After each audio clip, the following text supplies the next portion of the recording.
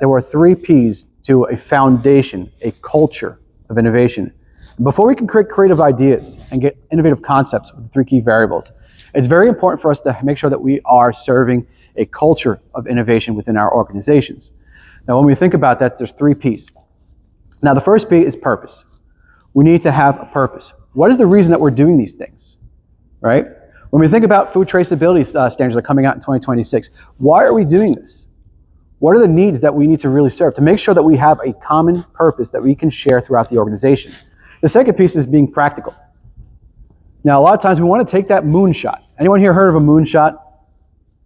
It's used a lot in innovation, right? So when you're really just taking that audacious goal and saying, we're going to just launch this thing to the moon and see what happens, we're taking our shot right here. Now, what happens is that scares a lot of people. I couldn't get anyone except for one person to test with me this concept because it was so scary. Because they were worried about what's going to happen in the next couple of months. They needed to hit their budgets. They need to make sure that they're hitting their P&L. So how do you make it practical? So there's 2 ways to get to the moon. The first way you can get to the moon is to build a rocket, fill it up with fuel, and then launch it to the moon. Hope it makes it. That's one way. The second way, and the way I prefer, is to build a staircase. You can build a staircase to that moon.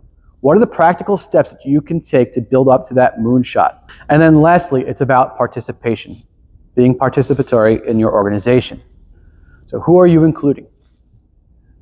With my concept, I didn't include anyone because I was so scared to tell people. But what that did was that it limited our thinking. And we need to share. We need to collaborate.